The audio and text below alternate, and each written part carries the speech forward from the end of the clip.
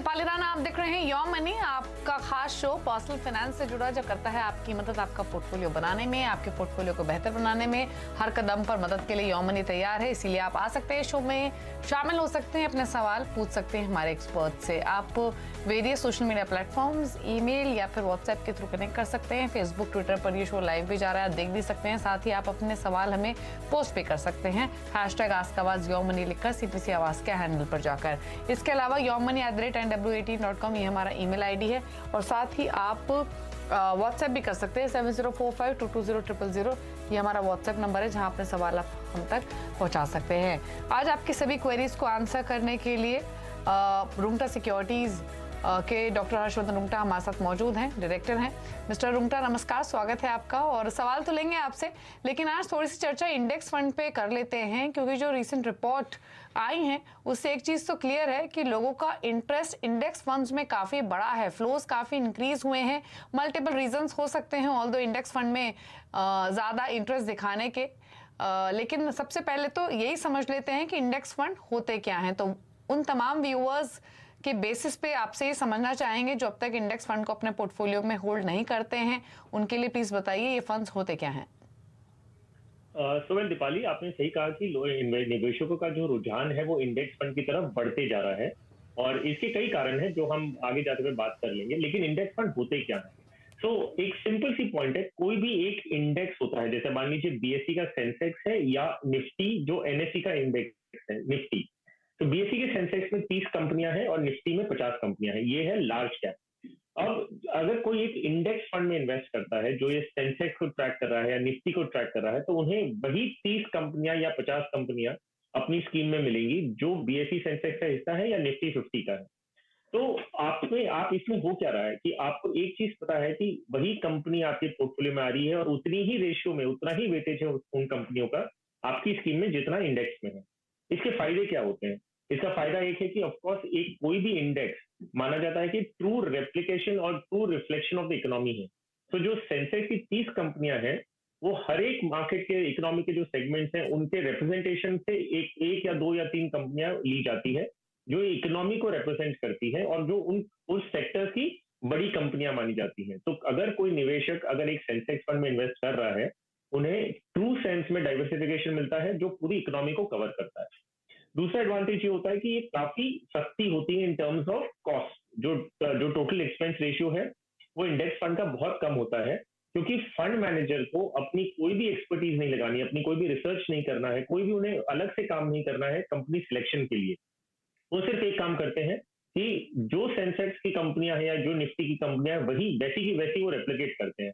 तो जो कॉस्ट होता है फंड मैनेजमेंट का वो काफी कम होता है, तो निवेशकों को वहां पे फायदा होता है। तीसरा एडवांटेज ये है कि लॉन्ग टर्म में जो ट्रैकिंग की हम बात करते हैं कि मान लीजिए एक निवेशक ने एक XYZ स्कीम में इन्वेस्ट किया है, फिर उनका रिव्यू आता है कि भाई ये स्कीम कैसी कर रही है, ये क्या ये फंड मैनेजर अच्छा कर रहा है कि नहीं कर रहा है। तो ये दीपाली हमारे शो पे लगातार यही क्वेरीज आती हैं। अगर आप एक इंडेक्स फंड में निवेश कर रहे हैं तो आपको ये फंड मैनेजर का जो बायस है वो हट जाता है। आपको ये पता है कि अगर इंडेक्स 10% रिटर्न दिया है तो मेरी स्कीम ने भी लगभग उतना, जो भी कॉस्ट माइनस करके मेरा रिटर्न होगा वही रिटर्न आएगा। तो आपको कोई भी फंड मैनेजर बायस नहीं है, आपको फंड मैनेजर का रिव्यू नहीं करना है, स्कीम्स की रिव्यू नहीं करनी है। तो long term point of view से बहुत इजी हो जाता है ट्रैक करना, मॉनिटर करना। जो नए निवेशक हैं उनके लिए पर्टिकुलरली उन्हें ये नहीं पता कि किस फंड हाउस में जाना है, किस स्कीम में जाना, कैसे हमें पैसे किस फंड मैनेजर को देना, तो इंडेक्स फंड उसके लिए बहुत ज्यादा मायने रखता है, बहुत आसान कर देता है ये चीजें।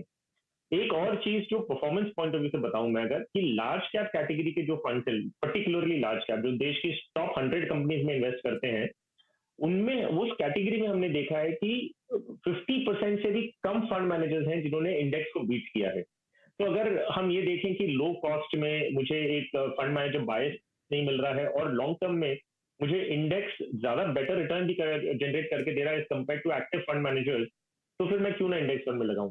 तो ये एक थोड़े बहुत कारण है जिसमें इंडेक्स फंड पॉपुलर हुआ है। इनफैक्ट अब अगर जो हम नंबर्स की बात करें क्यों इतना इनफ्लोज आया है, तो इसमें आप ये देखेंगे कि डेट साइड में भी, ये तो इक्विटी की बात की हमने, लेकिन डेट साइड में भी इंडेक्स फंड आ रहे हैं। जो गिल्ड फंड्स हैं, जो गिल्ड इंडेक्स फंड से आता है, जो टारगेट मैच्योरिटी फंड की जो हम बात कर रहे हैं, वो सारे एक डेट इंडेक्स को रेप्लिकेट करते हैं, जिसमें आपके पास गवर्नमेंट सिक्योरिटीज आ गई, उसमें आपके SDL जो स्टेट डेवलपमेंट लोन्स हैं, आपके PSU बॉन्ड्स हैं, ये उस इंडेक्स को रेप्लिकेट करते हैं, तो from yield point of view also निवेशकों को काफी क्लैरिटी मिलती है। सो इंडेक्स फंड ओवरऑल बहुत सारे फायदे हैं जो अभी इन्वेस्टर समझ रहे हैं और प्रॉब्ली उसकी वजह से वो इंडेक्स पर पैसे लगा। ओके, तो काफी सारी बारीकियां यहाँ पर बताई हैं मिस्टर रुंगटा ने इंडेक्स फंड्स के बारे में, क्या फायदे हैं, क्यों यहाँ पर इंटरेस्ट ज्यादा रहा है, और अगर आप अपने पोर्टफोलियो में इसको शामिल करते हैं तो क्या प्लस माइनस हो सकते हैं। आगे बढ़ें, क्विकली कुछ इंडेक्स फंड्स के नाम भी पूछ लेते हैं मिस्टर रुंगटा से। मिस्टर रुंगटा प्लीज कुछ नेम्स भी सजेस्ट कर दीजिए हमारे व्यूअर्स को, अगर कोई इस कैटेगरी ऑफ फंड को ऐड करना चाहे पोर्टफोलियो में तो। जी हाँ दीपाली, तो एक ऑब्वियसली एक लार्ज कैप इंडेक्स फंड तो मोस्ट पॉपुलर है, जो पॉपुलर इंडाइसेस हैं जो सेंसेक्स है निफ्टी को ट्रैक करते हैं। तो आईसीआईसीआई प्रूडेंशियल बीएसई की सेंसेक्स फंड जो है वो सेंसेक्स 30 कंपनीज को ट्रैक करता है। That is a very good option. Nifty भी अच्छा है, but I personally prefer the Sensex. बाकी आपको अगर मिड कैप में चाहिए तो मिड कैप में भी निप्पॉन इंडिया का मिड कैप 150 इंडेक्स फंड है जो अच्छा है।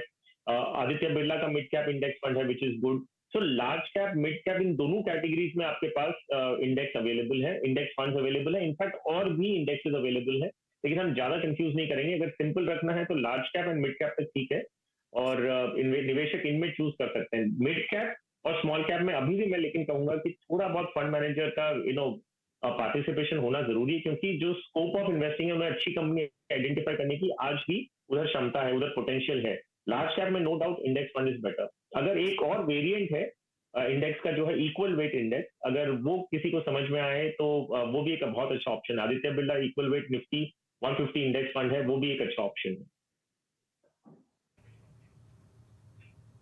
ओके, चलिए, तो कुछ काफी सारी चीजें यहाँ पर बताई हैं आपको। अगर कभी भी कोई कंफ्यूजन है इंडेक्स फंड से जुड़ा हो तो अपने सवाल तो आप हमें भेज ही सकते हैं। संतोष मोरे से बात कर लेते हैं, नासिक से हमारे साथ फोन लाइन पर मौजूद हैं। संतोष जी नमस्कार, स्वागत है आपका, बताइए क्या सवाल है।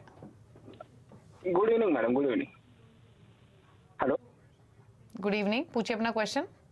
हाँ मैम, मैंने एक्चुअली मेरा पोर्टफोलियो ऑलरेडी शेयर किया हुआ है। मेरा क्वेश्चन ये था कि क्या ना 10 साल में वो मेरा 10 लाख का अमाउंट चाहिए था चाइल्ड एजुकेशन के लिए, वो मेरे पोर्टफोलियो में से हो पाएगा और उसमें कुछ चेंज करना है।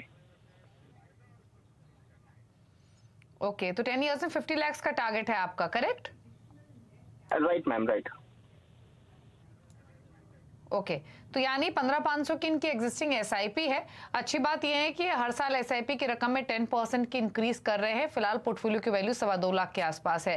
फंड्स कौन से हैं इनके पास वो मैं बता देती हूँ। एसबीआई ब्लू चिप 4,000 रुपए महीना, पराग पारिक फ्लेक्सी कैप 3,000 रुपए महीना, एसबीआई स्मॉल कैप में भी 3,000, कोटक इक्विटी अपॉर्चुनिटीज में 3,000 और एक्सिस मिड कैप में 2,500। स्ट्रैटेजी तो इनकी ठीक है, 10% एलोकेशन ईयरली इंक्रीज करने की, बट नंबर जो फंड्स इनके पास शामिल हैं वो कैसे लगे आपको, कुछ बदलाव करना है क्या मिस्टर रुंगटा? साथ ही इनका क्या गोल हासिल हो पाएगा जो 10 इयर्स में 50 लाख का लेके चल रहे हैं? तो दीपाली देखिए, अगर हम सिर्फ 15,500 की वैल्यू लेते और कहते कि अगले 10 साल में चाहे 50 लाख बन जाएंगे, तो जी नहीं। लेकिन संतोष जी ने जो अच्छी चीज की है वो दो तीन चीजें। एक है ऑफकोर्स कि वो अभी तक जो अक्यूमुलेटेड कॉर्पस है 2,15,000 का वो कंटिन्यू कर रहे हैं। दूसरा इनकी जो एसआईपी है 15,500, और तीसरा ये कि वो हर साल उसे 10% से बढ़ा रहे हैं। तो ये तीनों का कॉम्बिनेशन अगर हम देखते हैं तो इनका जो 50 लाख का लक्ष्य है वो पूरा हो सकता है। तो ये तीनों चीज करनी जरूरी है। आप सिर्फ खाली अभी के एसआईपी कंटिन्यू करते हैं, आगे बढ़ाएंगे नहीं तो ये आपका कॉर्पस इकट्ठा नहीं होगा। तो आई थिंक इनके पोर्टफोलियो का जो लक्ष्य है, जो इनका 50 लाख का, वो पूरा हो जाएगा। आते हैं हम इनके स्कीम्स पे, तो मुझे ऐसा कोई कारण, ऐसे कंपल्सिव रीजन नहीं लग रहा है कि हमें कोई चेंजेस करने। स्कीम्स जो है एलोकेशन से वो अच्छे हैं, तो बेफिजूल की हम कोई भी चेंजेस नहीं करेंगे just for the sake of it. ये ऐसे ही पोर्टफोलियो अपना कंटिन्यू कर सकते हैं, सिर्फ 1 साल बाद एक बार इसे रिव्यू जरूर करिए। ओके, पोर्टफोलियो आपका डाइवर्सिफाइड है, एग्जिस्टिंग पोर्टफोलियो में ही बने रहें, ईयरली रिव्यू जरूर करें, गोल भी आपका हासिल हो जाएगा इस इन्वेस्टमेंट से। तो कोई बदलाव की आपको सजेशंस नहीं दिए गए हैं, बट रिव्यू आप कीजिए टाइम टू टाइम, ये सजेशन है। गौरेश है हमारे साथ। आप गौरेश नमस्कार, बताइए क्या सवाल है। Good evening madam. मैडम मेरे पास अभी फिलहाल में 2 एसआईपी मैं कर रहा हूँ। एक ICICI prudential blue chip fund direct plan 5,000, SBI large and mid plan 5,000, और मुझे इसमें 5,000 का एसआईपी करना है। तो मुझे आपसे सजेशन चाहिए था कौन सा मैं ऐड करूं 2 SIP। ओके ओके, तो 10,000 की एग्जिस्टिंग SIP हैं, 2 फंड्स इनके पास, ICICI prudential blue chip 5,000, SBI large limit के 5,000, 2 और फंड्स ये ऐड करना चाहते हैं, 10 ईयर्स का होराइजन लेकर चल रहे हैं। तो एग्जिस्टिंग 2 फंड्स कैसे हैं, प्लस और 2 ऐड करने हो तो क्या सजेशन होंगे आपके? वेल दीपाली, देखिए लार्ज कैप का मैं एक कमेंट करूंगा। एक्चुअली देखा जाए तो दोनों स्कीम्स बहुत अच्छी हैं, ICICI Pru blue chip and SBI large and mid cap, दोनों स्कीम्स अच्छी हैं। लेकिन हमने अभी थोड़ी देर पहले से बात की थी कि लार्ज कैप कैटेगरी में इंडेक्स में इन्वेस्ट करना ज्यादा बेटर है। In terms of long term returns, index is out performing the active fund. तो उस लिहाज से सिर्फ एक बदलाव बताऊंगा उन्हें कि ICICI ब्लू चिप फंड जो है, इसकी जगह पे वो एक ICICI मल्टी कैप फंड लेगा। तो उन्हें सिर्फ स्विच करना है अपनी SIP जो एग्जिस्टिंग ICICI ब्लू चिप में जा रही है वो बंद करके ICICI मल्टी कैप में, तो फोलियो वगैरह सब सेम रहेगा और स्मूथली ये प्रोसेस हो जाएगा। मल्टी कैप इसके लिए क्योंकि इनमें मिड एंड स्मॉल कैप भी इनके पोर्टफोलियो में आ जाएगा, सो बिसाइड लार्ज कैप। सो ये एक ऑप्शन है, ये एक सजेशन है इनके लिए। दूसरा है SBI large mid cap continue करें, और तीसरा एक लार्ज कैप जो हमने बात कर रहे थे, जो इंडेक्स की तरफ जा रहे हैं, उसमें एक इक्वल वेट इंडेक्स फंड इन्हें सजेस्ट करूंगा। तो ABSL Nifty 50 equal weight index fund. So इनके पास 3 स्कीम्स हो जाएंगी जो मैं एक समरी के रूप में बता दूं। ABSL Nifty 50 equal weight index fund, ये एक लार्ज कैप इंडेक्स है जो निफ्टी 50 की कंपनी को ट्रैक करता है। दूसरा आपके पास ICICI मल्टी कैप फंड हो जाएगा जिसमें आपको large, mid and small cap तीनों का एक्सपोजर मिलेगा। और तीसरा आपके पास जो SBI large and mid cap है उसे आप कंटिन्यू करेंगे। सो 2 एक्टिव हो गई, एक पैसिव फंड इनके पोर्टफोलियो में होगा। तो इस तरह से ये अपना सारा इन्वेस्टमेंट डिवाइड करके इन्हीं 3 स्कीम में इन्वेस्ट कर सकते हैं। ओके, तो सजेशंस दिए गए हैं आपके पोर्टफोलियो को लेकर। और रही कुछ और फंड्स के नाम, तो जैसे आपको बताया कोटक इमर्जिंग इक्विटी है, जैसे फोकस 30 है, इनको आप ऐड कर सकते हैं। 20,000 की SIP आपकी टोटल हो जाएगी तो आप 50 लाख के नजदीक का कॉर्पस एक्यूमुलेट कर सकेंगे। बाकी आपके फंड सही हैं। रुक रहे हैं इसी के साथ एक ब्रेक के लिए, और जब लौटेंगे तो कुछ और सवालों को लेंगे। मिस्टर हर्षवर्धन रुंगटा हमारे साथ मौजूद हैं, चर्चा करेंगे कुछ और क्वेरीज की एक छोटे से ब्रेक के बाद।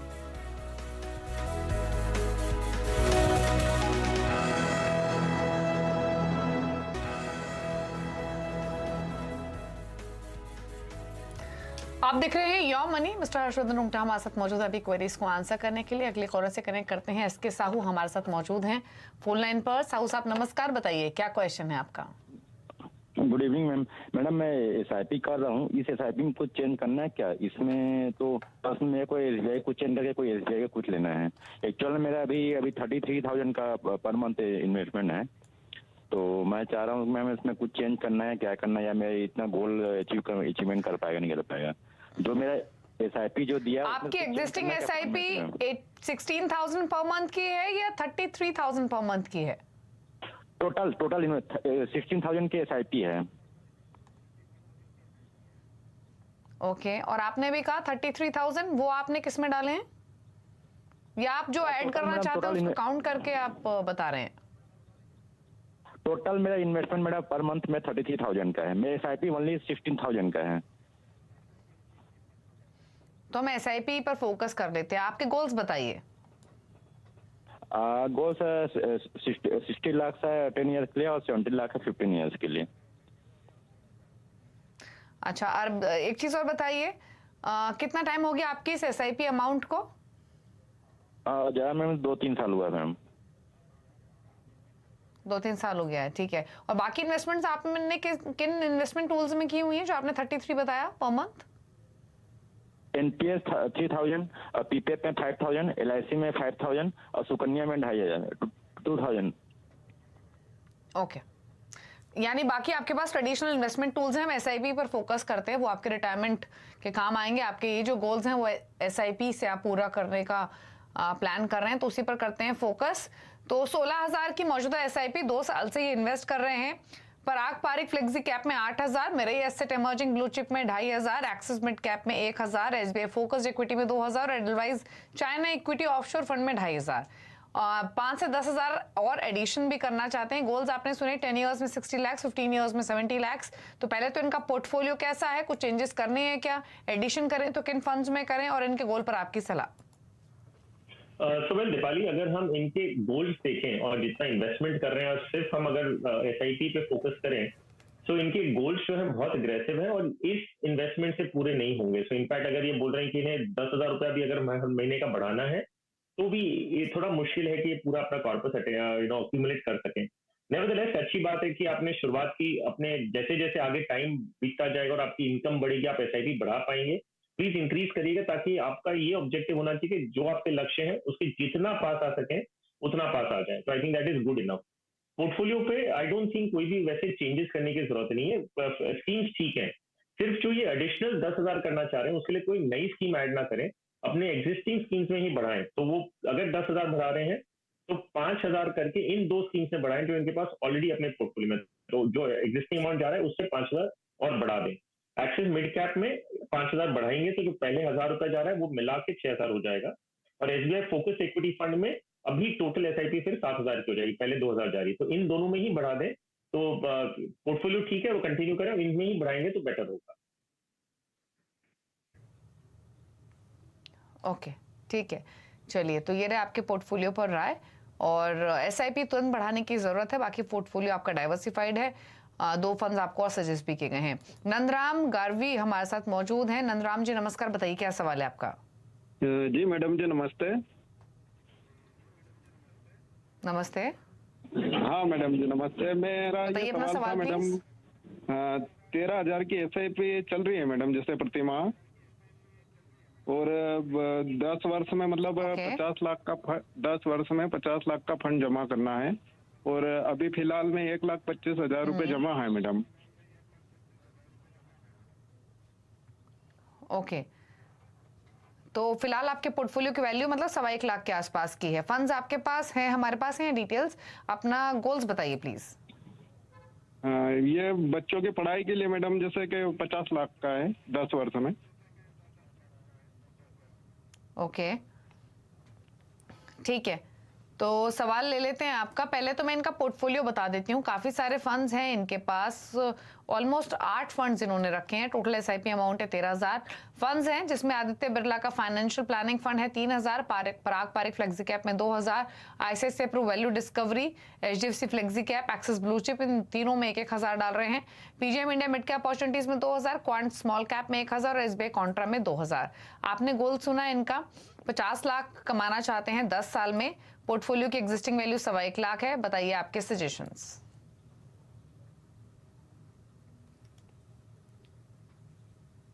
की बिल्कुल जरूरत नहीं है। 4 स्कीम्स में अगर आप निवेश करते तो आपका जो पूरा डाइवर्सिफिकेशन का पर्पस है वो पूरा हो जाता है, आपको 8 स्कीम्स की जरूरत नहीं है। तो पहले तो मैं उस पोर्टफोलियो को थोड़ा कम कर दूं और 4 पे ले आऊं, तो उनकी अभी रिवाइज जो एसआईपी करेंगे वो इस तरह से करें, और 4 स्कीम्स मैंने इनके एग्जिस्टिंग पोर्टफोलियो से ही लिया है, तो कोई नई स्कीम्स जोड़ नहीं रहे हम। पराग पारिक फ्लेक्सी कैप में 4,000 करिए इन्वेस्टमेंट, जहां पे आप आज की तारीख में करीबन 2,000 कर रहे हैं। एसबीआई कॉन्ट्रा फंड में 3,000, SBI value ICICI value discovery fund में 3,000, और जो एबीएसएल का आपका फाइनेंशियल प्लानिंग का जो फंड ऑफ फंड चल रहा है उसमें आप 3,000 कंटिन्यू कर लीजिए। तो ये 4 स्कीम्स आपके पास हो जाएंगी आउट ऑफ 8। बाकी की जो 4 स्कीम्स है उनमें से आप रिडीम करके इन्हीं 4 में कंसोलिडेट कर लीजिए, ताकि आगे जाते हुए आपको इन्हीं 4 को मैनेज करना है और ट्रैक करना एडमिनिस्ट्रेटिव पर्पसेस के लिए आराम हो जाएगा आपके लिए। जहां तक आपके लक्ष्यों का बात है कि यही इन्वेस्टमेंट अगर आप करते रहे तो पूरा 50 लाख तो इकट्ठा नहीं होगा।